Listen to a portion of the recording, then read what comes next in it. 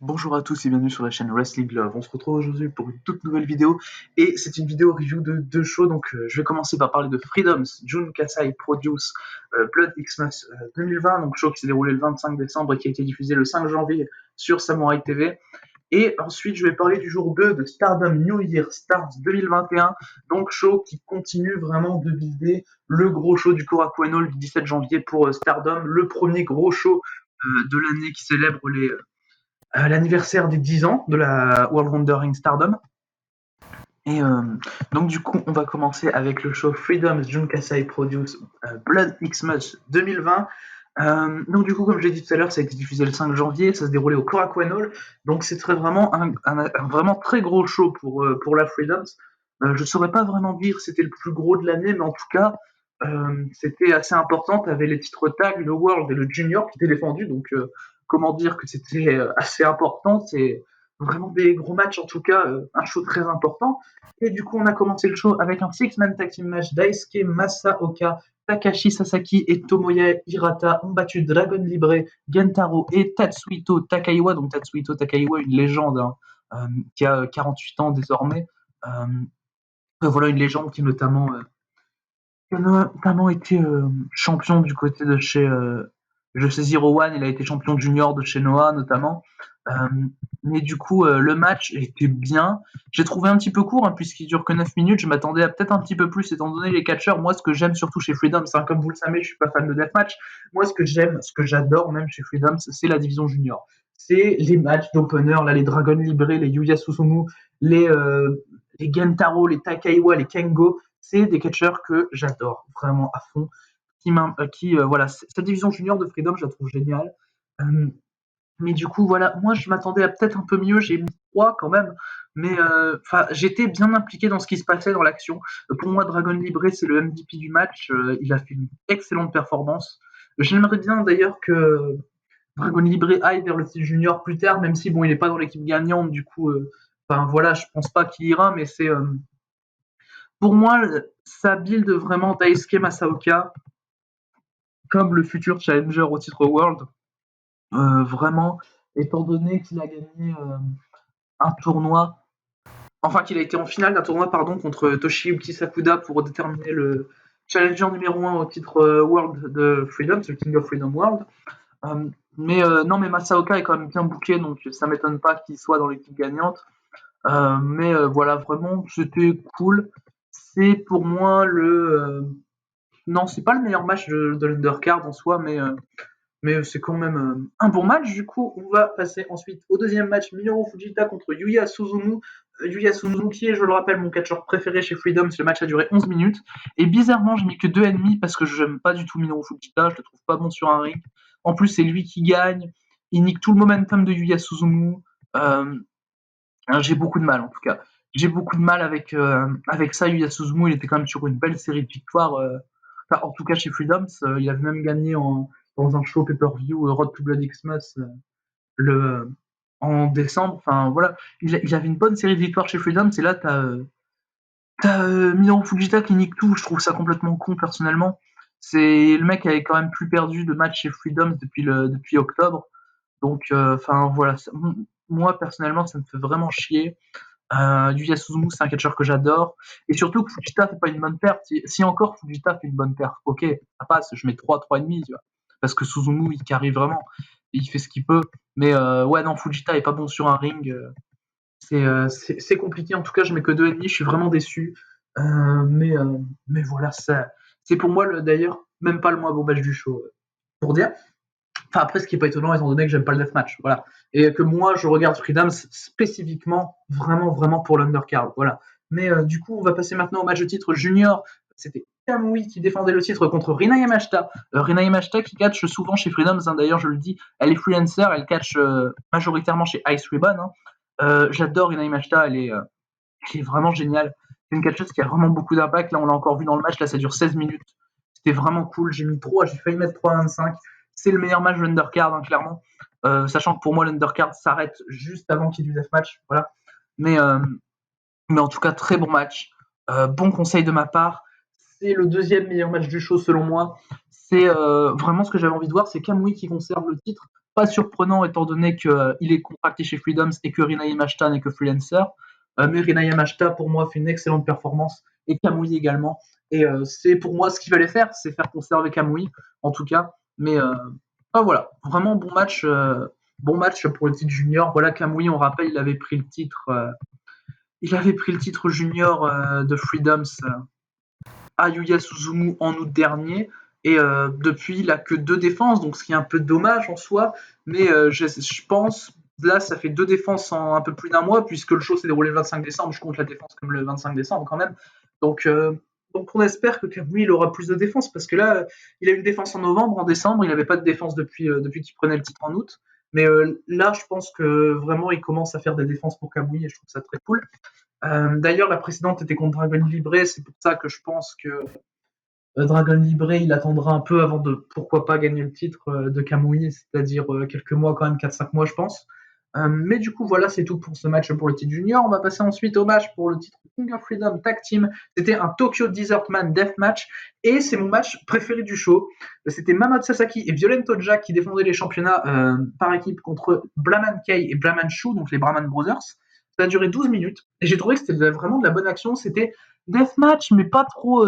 On sortait pas trop du catch, tu vois. C'était bien, des bons moves, la bonne rigolade avec les Brahman, ils sont super. Violent Jack, c'est quelqu'un que j'aime beaucoup. Enfin voilà, c'était vraiment un très bon match. On s'éloignait pas du catch, on restait dans un deathmatch assez soft. Ce qui me plaît personnellement, c'est moi ce que j'aime pas, c'est les gros deathmatch où t'as plein de sang, plein de pics, enfin voilà quoi. Mais là, franchement, c'est un deathmatch assez soft. C'est très très bien pour ce que c'est. Et 12 minutes de très bon catch par équipe. Pour moi, c'est un 3,25. J'aurais pu mettre 3,5, voire 3,75 si ça avait été plus long, si ça avait duré la même durée par exemple que le match pour le titre junior qui a quasiment duré 16 minutes. Mais en tout cas, conservation logique de Mamoru Sasaki et de Violento Jack. Euh, je comprends pourquoi ils conservent, étant donné que les Brahman Brothers sont pas montrés comme assez forts pour moi pour aller gagner les titres. Mais le truc est que, comment dire, Mamoru Sasaki et Violento Jack sont un peu champions depuis début 2019. Donc ça commence à faire beaucoup. Euh, Surtout que Violento Jack, il a déjà eu les 2 précédents règnes. Donc il avait eu un règne avec Masaoka avant que le titre soit rendu vacant. Il a eu un règne avec Masaoka, le titre a été encore une fois rendu vacant. Et depuis janvier 2019, il a son règne avec Mamoru Sasaki. Donc voilà.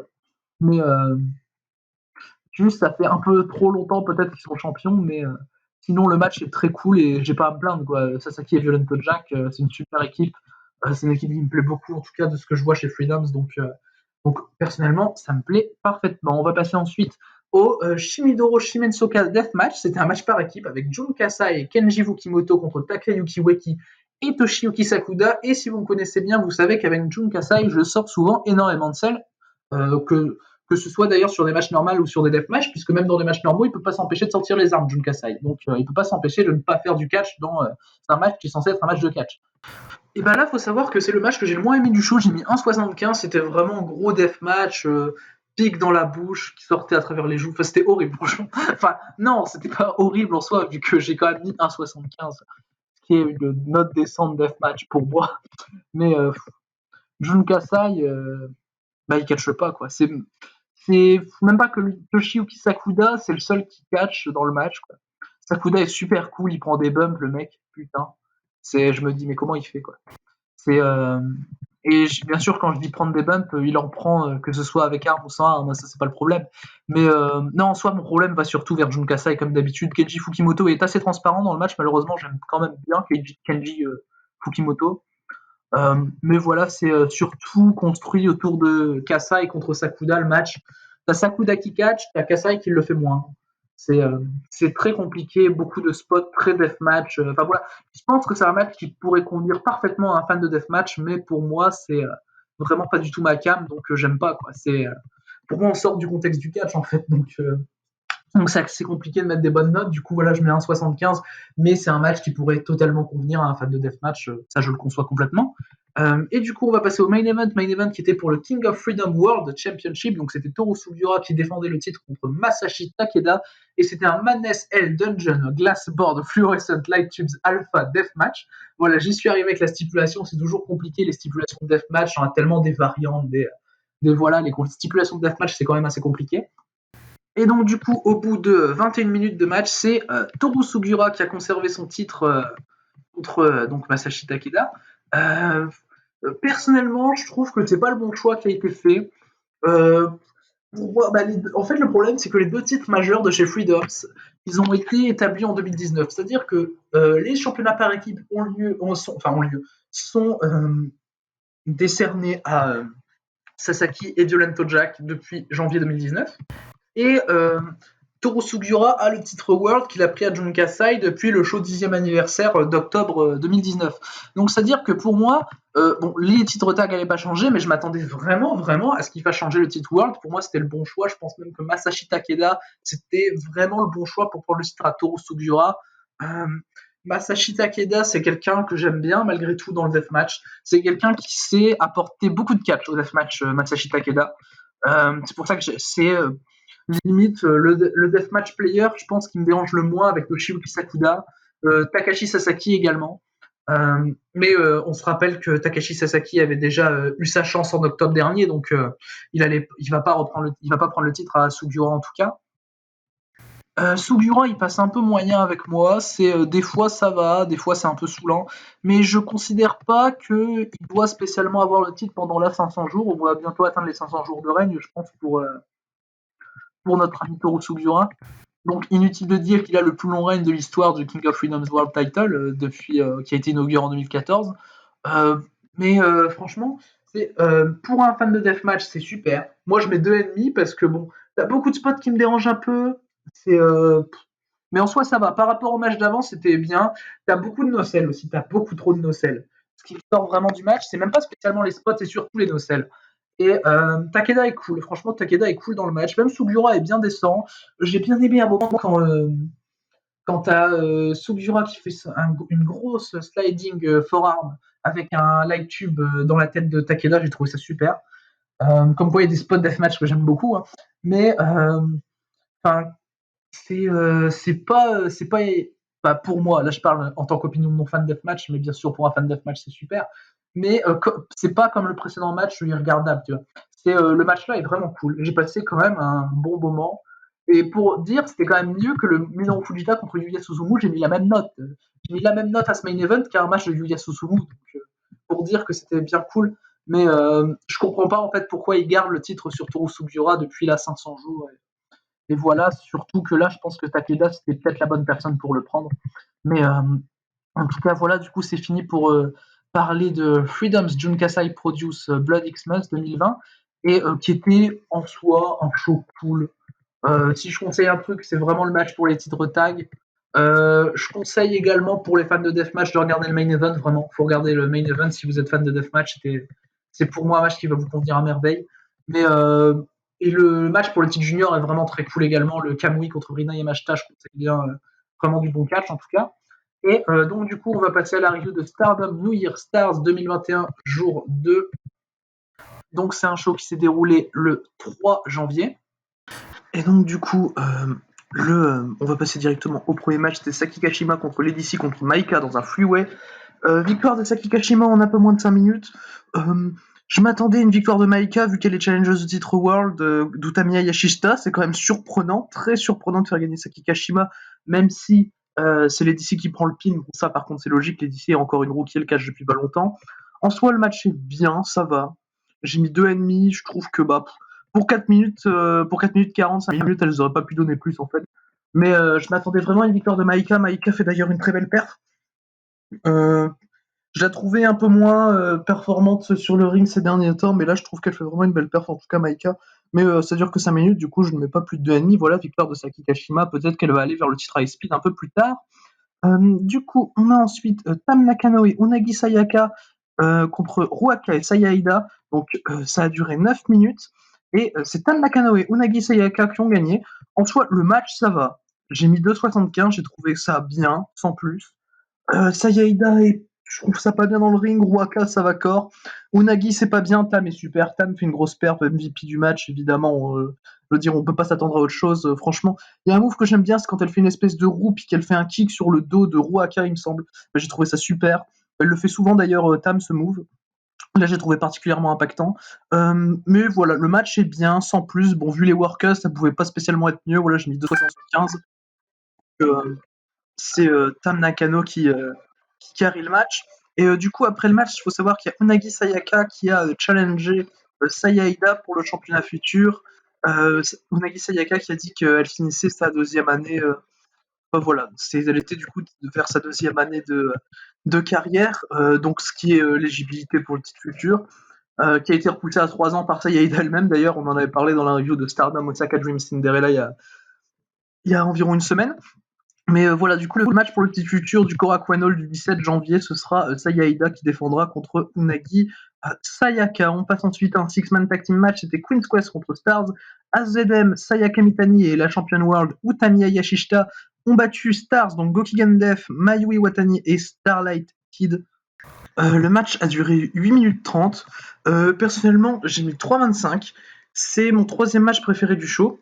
Donc vous allez voir, les matchs d'après sont très bien quand même. C'est mon troisième match préféré du show. Je trouve que quand c'est AZM, Mayui Watani et Starlight Kid sur le ring, les meufs, elles te font une clinique de catch. Waouh! C'est même si j'avais préféré le match qu'elles ont eu la veille, c'était d'ailleurs, il me semble, le même match. C'était et oui, il me semble que c'était Momo qui remplaçait Utami, puisqu'Utami affrontait Unagi Sayaka en solo. Et à part ça, t'avais aussi Gokigen Dev qui remplaçait Yaida par rapport à la veille. Mais enfin voilà, c'était quasiment le même match. J'avais mis 3,5 au show New Year Stars jour 1, c'était Stars contre Queen's Quest aussi. Là, du coup, au jour 2, je mets 3,25, mais AZM fait encore une très grosse performance. Pour moi, cette fois-ci, pour moi, je mettrais quand même peut-être Starlight Kid en MVP du match. Genre, je mettrais. Ah, j'hésite, franchement, j'hésite vraiment. C'est AZM, Mayu et Starlight Kid qui font le match. Finalement, c'est Queen's Quest qui finissent par gagner le match, et après le match, t'as AZM qui autorise Gokigen Def à avoir une chance à son titre High Speed, sauf que cette fois-ci, elle devrait l'affronter en Kaori Yoneyama. Donc Kaori Yoneyama, c'est sa gimmick un peu moins saoulante, même si elle me saoule également, c'est sa gimmick normale. Voilà, c'est ça où elle fait pas def, tu vois. Là où elle est moins chiante, moins saoulante, Kaori Yoneyama, même si elle reste compliquée à voir catcher, quoi. Même si elle est cool dans le ring, hein, mais vraiment, j'ai beaucoup de mal avec Kaori Yoneyama. Mais voilà, du coup, au show du 17, le match pour le titre High Speed, ce sera AZM contre Gokigen Def. D'ailleurs, c'est pour ça que je parle de show et pas du premier New Year Star, c'est parce que tous les gros matchs sont annoncés dans ce show-là. Tous les gros matchs du Korakuen Hall sont annoncés dans ce show-là, bon, à part le Utami contre Maika, évidemment. Du coup, ensuite, on a eu Momo Watanabe contre Syuri. C'était un match qui n'était pas pour les Stress W et de Syuri. Et ça s'est fini en time limit draw. C'était un contre un vraiment super. Elles ont bien joué sur le fait qu'elles n'avaient pas pu avoir leur match du 5 star, étant donné l'absence de Syuri pendant cette journée-là du 5 star. Mais du coup, j'ai mis 3,75. J'ai trouvé ça super.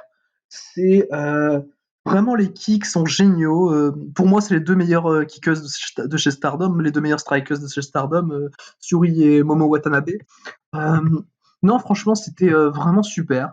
Bon rythme. J'ai pas vu le temps passer. Je m'attendais quand même à ce qu'il y ait un time limit draw au début du match, mais je m'attendais pas à ce que ce soit 15 minutes aussi rapidement. Donc franchement, j'ai pas vu le temps passer dans le bon sens. Là, c'est vraiment dans le bon sens. C'était pas trop rapide du tout, vu que de toute façon, c'est le time limit draw, c'est le maximum qu'elles auraient pu faire, mais et qu'elles ont fait d'ailleurs. Mais du coup, voilà, pour moi, c'est un excellent match. C'est le meilleur match du show. C'est un gros 3,75 pour moi. Et on va désormais passer au main event. Avant ça, je voudrais dire que Momo Watanabe, après le match, a accepté, en fait, à Syuri qui a dit Momo qu'elle était super, qu'elles avaient fait un grand combat, et que Syuri voulait que Momo la change pour le titre SWA. Du coup, le match pour le titre SWA du show du 17 janvier, premier gros show du 10e anniversaire de l'année, 10e anniversaire de Stardom, ce sera Syuri contre Momo Watanabe. C'est un match qui m'aille vraiment particulièrement. Je risque vraiment d'adorer le match, déjà vu ce qu'elles nous ont proposé durant ces 15 minutes. Donc du coup, cette fois-ci, on va vraiment passer au main event. C'était Donna Del Mondo, Himeka Natsupoi et la championne Wonder Julia contre Oedo Tai, Bea Priestley, Konami et Natsuko Tora. Le match a duré 14 minutes. Et on a une victoire de Julia, Himeka et Natsupoi, avec Natsupoi qui bat Konami par roll-up. Donc du coup, il faut savoir que la veille s'est lancée une rivalité de Julia contre Natsuko Tora, un peu pour Wonder, où en fait, c'est Natsuko Tora qui a commencé par faire un tombé sur Julia après un frog splash. Ensuite, c'était un out of free falls. Et le deuxième fall a été perdu par Oedo Tai par disqualification, parce que en fait, Natsuko Tora a fait son spot de pendaison avec sa chaîne sur Julia. Mais du coup, voilà, du coup, Julia, elle veut vraiment affronter Natsuko Tora, elle veut se venger, lui casser la gueule. Sauf que Natsuko Tora veut que ce soit sans règle, voilà, comme parce que Uedota et parce que Natsuko Tora fait que tricher, donc voilà. Elle est quand même intelligente, elle sait que si elle triche, elle n'aura pas le titre, ça va. Donc du coup, le match est très cool, j'ai mis 3,5, j'ai adoré au début, t'as une séquence, t'as Julia qui commence. Julia, elle va à tout prix commencer avec Natsuko Tora, t'as Konami qui commence. Julia, elle est pas contente de catcher avec Konami, tu le sens, mais elle le joue tellement bien. C'est tu sens limite, elle boude, c'est génial. J'ai adoré, moi, ce moment, en tout cas. Ensuite, du coup, t'as Konami qui part, et du coup, t'as Julie, elle monte Natsuko Tora, elle dit, ouais, je veux catcher contre Natsuko Tora. Et du coup, t'as Bee Priestley qui fait le tag à Konami, et t'as Bee Priestley qui rentre pour catcher contre Julia. Du coup, Julia, elle boude encore plus. Non, mais l'acting, je le trouve génial de la part de Julia, en tout cas, sur cette séquence-là. D'ailleurs, le face-off entre Julia et Konami est techniquement génial. Ça, j'ai rien à dire.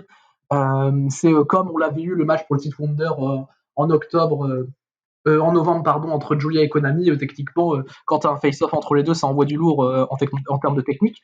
Donc voilà, j'ai pas été déçu. En tout cas, c'est vraiment un bon match. J'ai mis 3,5. Le finish est un peu chiant parce que c'est pas trop amené roll-up. Enfin voilà, c'est pas trop amené le finish. Mais c'est pour pas décrédibiliser Konami et je le comprends totalement. D'ailleurs, Natspoil et Himeka challengeront Bee et Konami pour les titres Goddess lors du show du 17 janvier. Voilà, après le match, ça a été annoncé. Donc du coup, voilà, tu as eu une promo, tu as eu Oedotai, ils ont attaqué DDM, ils ont réussi à les jeter en dehors du ring. Tu as Natsupoi et Himeka qui sont venus faire mener le show à deux, parce qu'apparemment elles avaient résisté à l'assaut d'Oedotai qui était entre-temps parti en coulisses. Et donc du coup, voilà, ça build DDM qui va vers beaucoup de ceintures, vu que tu as Julia qui défend son championnat Wonder, donc contre Natsuko Tora. Tu as Suri qui défend son SWA contre Momo Watanabe. T'as Himeka Natsupoi qui challenge pour les Goddess contre Bee Priestley et Konami, donc et t'as Maika qui challenge pour la Red Belt pour le championnat World contre Utami Hayashishita. Du coup, très bientôt sortira une vidéo pronostic pour le show du 17 janvier du coup à Koen Hall. Et donc voilà pour cette review du show Stardom New Year Star jour 2, show qui était d'ailleurs très très bien. Je conseille fortement le Momo Watanabe contre Suri. Le main event est aussi cool pour suivre vraiment la storyline Oedota et contre DDM. Et du coup, d'ici les prochaines vidéos, à la prochaine.